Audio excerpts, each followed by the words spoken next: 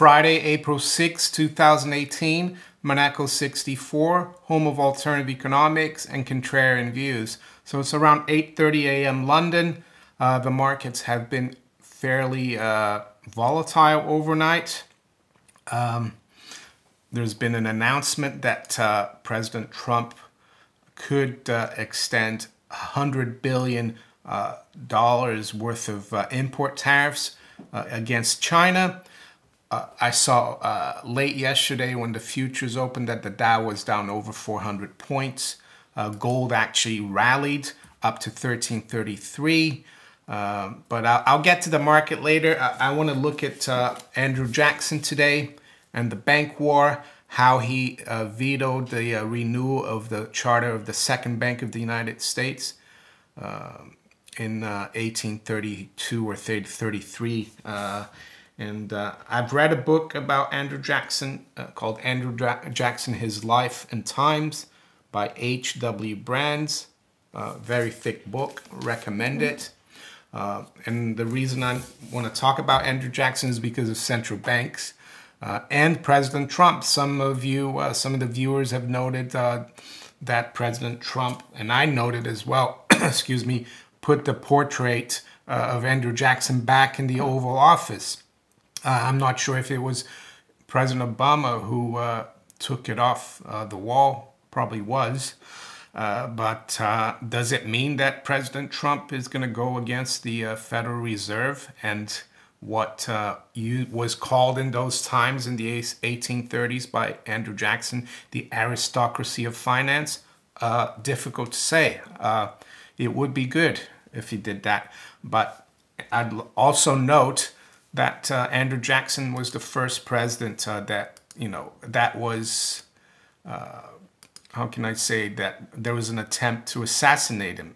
He was the first president, and in the Wikipedia part about the bank war that happened there, it says on January 30th, 1835, what is believed to be the first attempt to kill a sitting president of the United States occurred just outside the United States Capitol when Jackson was leaving through the East Portico after the funeral of South Carolina Representative Warren Davis. Richard Lawrence, an unemployed house painter from England, tried to shoot Jackson with 2 pistols, both of which misfired. Jackson attacked Lawrence with his cane, and Lawrence was restrained and dismayed. Lawrence offered a variety of explanations for the shooting. He blamed Jackson for the loss of his job. He claimed that the president dead.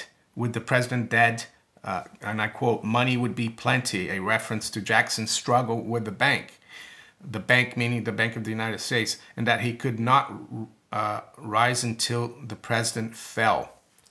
So, yeah, it was a pretty heated debate about this.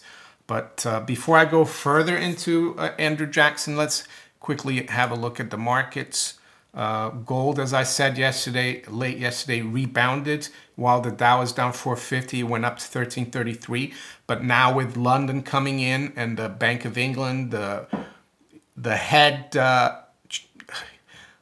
the Capo Bank, BIS, Capo di Capi, the BIS, that's a term, mafia term, the bosses of the boss. The BIS operating in Europe, they've come in and bashed gold. Now gold, after trading up to 1333, is now at 1322, so down about $5. So the manipulation of the aristocracy of finance continues. Spot silver 1627, down 10. It had been up as high as 1645, and you'd think that now the Dow is back positive, but it isn't. It's still down 225 points, or 1%. S&P is down 0.8%, or 21 points. The NASDAQ 100 futures is down 65 or 1%. Currencies are a little weaker. The pound is down 0.1%, 139.87. Euro is down 0.1 as well, 122.22. And dollar is basically unchanged against the yen, 107.44. So yeah, I'm not sure why gold has come off well, I think I am sure why, of course, but there isn't really any reason from market-wise. It's just manipulation by the central bankers, the people that Andrew Jackson was fighting against. One of the most interesting quotes by Andrew Jackson, and many of you probably have seen this quote, and I got it from goodreads.com, and I'll quote it right now. It says, "Gentlemen, I too have been a close observer of the doings of the Bank of the United States. I have had men watching you for a long time and am convinced that you have used the funds of the bank to speculate in the breadstuffs of the country." Well, speculation, there you go. Nowadays, it's not so much the breadstuffs, but other stuff, industrial, manufacturing. Back then, the United States was an agrarian economy. And he says, when you won, you divided the profits amongst you. Sound familiar? Goldman Sachs, JP Morgan, Barclays, RBS. When you lost, you charged it to the bank. So yeah, privatizing profits and publicizing losses. That's what happened in 08, and it's happening nowadays. That's why the 1% is getting richer and richer, and we've been told that the economy is doing well, and it's not. You tell me that if I take the deposits from the bank and annul its charter, I shall ruin 10,000 families. That may be true, gentlemen, but that is your sin. Should I let you go on, you will ruin 50,000 families. Well, what he means is that if I do bring the bank down, I will ruin the economy. And he said, yeah, that might be true, but if I let you continue running the economy, you're going to ruin it even more. He says, and that would be my sin. It would be his sin if he allows the bank to continue to ruin lives. You are a den of vipers and thieves. I have determined to rout you out, and by the eternal, I will rout you out. So yeah, these people are, this financial aristocracy is definitely in power today. And what we're seeing develop, like in cryptocurrencies, is kind of a fight by the public to get away from this aristocracy and where's the head of this aristocracy? It's New York and London, Bank of England, Federal Reserve. I guess you could say also the ECB in Frankfurt. And the headquarters is in Basel, Switzerland. But it's not, physically it's there, but it's like a supranational institution. The Capo di Capi, this is like a mafia reference, you know, the chief, the big chief is the Bank for International Settlements, which is the bank for the central banks. Who's behind this? Well, very rich individuals. Some of you will have names for it, I'm sure. I don't want to mention them because I don't have proof. But yeah, we know who they are, of course. And will President Trump rout them out? I don't know. He hasn't really, he still hasn't done anything to the Federal Reserve. Maybe he's got a plan. Maybe he can't go straight for it. We've got Representative Mooney who's come out, who's seen in pictures with President Trump in Air Force One. He's introduced a bill to make the dollar a weight of gold again. Maybe that's how Trump is doing it indirectly, not him directly. But I'm going to quote something here from this book, which is really interesting. The first one is more to do with the tariffs that President Trump is imposing. Some people are saying that it's un-American, it's against free market capitalism. I would say more it's against the financial aristocracy, because on page 333, and it says here, and this is around the time of the War of 1812, which was before he became president, but it says, and President Jackson, actually, he fought in the Revolutionary War as a teenager against the British, and he fought well, he was the great hero of the War of 1812. He won the Battle of New Orleans. And who was that against? It was against the bankers in London, the British. And I'm not saying I'm against the British people, because I think they are, if they knew exactly what the Bank of England does, and I think a lot of them do, they don't like it either. And so when I say British, I mean the elite in the city of London. So it says here, 2 weeks later, Congress approved another measure similarly fraught with significance. The Constitution had always allowed Congress to regulate commerce by means including the levying of tariffs on imports. So President Trump is doing something that is totally constitutional with these tariffs. Am I saying it's right? Well, it's right for some people, wrong for some people, but I think he's doing the right thing for the U.S. The other thing that President Jackson said, and this was in the campaign in 1832, presidential campaign, and it hasn't changed to this day. It says, the basic problem with the bank, Jackson said, was that it was unconstitutional.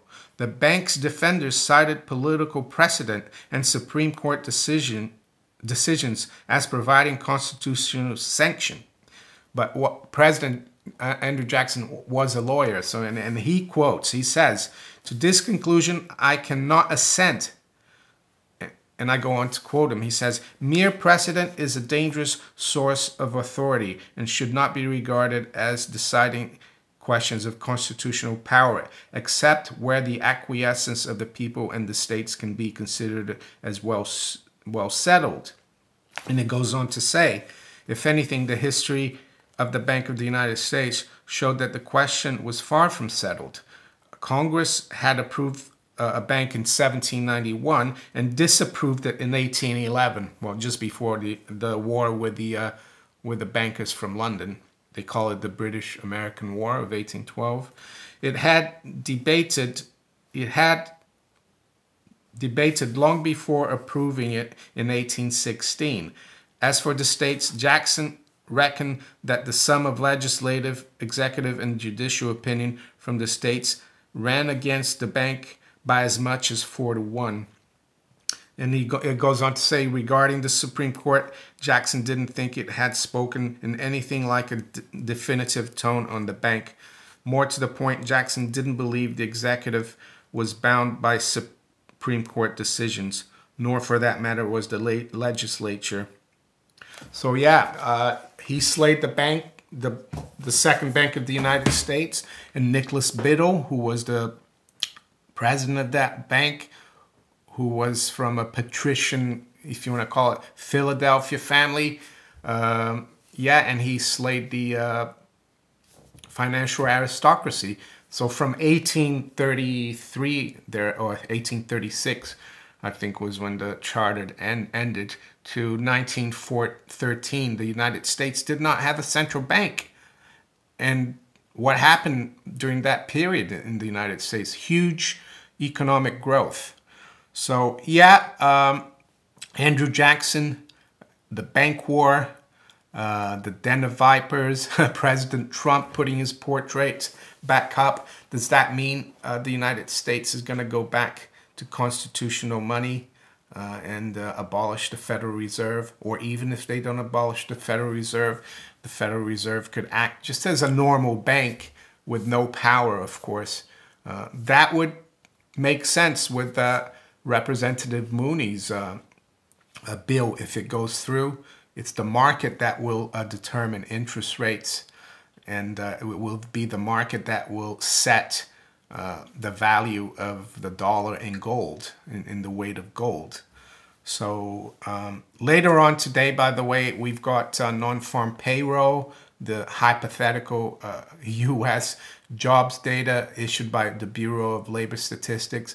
I know President Trump has been trumping the economy and these numbers, but I think he's just using the system. I think he knows that these are phony numbers. But for all it's worth, the banksters and the markets, how can I say, the financial aristocracy, they're going to focus on average hourly earnings, which is how much people make. That's expected to rise by 0.3%. According to the central banks and their lackeys, it is wages that create inflation. And we all know that they're the ones who create inflation by creating currency out of thin air that has not been a result of hard work or industry or agriculture or anything like that. It's just been the result of political machinations, of having the monopoly to issue this paper. So yeah, don't believe it when they say that if hourly earnings go up, that it's inflationary. No, it's the consequence of all their policies. But of course, they try to keep the people from knowing these things, and that's why I'm here to make these videos and put the word out. So if you enjoyed this video, please like, share it, subscribe to my channel if you haven't yet. And you can also follow me on steemit.com and on Twitter. And I'd like to thank again all those viewers who have donated and supported the channel. And if you'd like to donate and support, there's some links below in the description. And I'll talk to you later. Bye.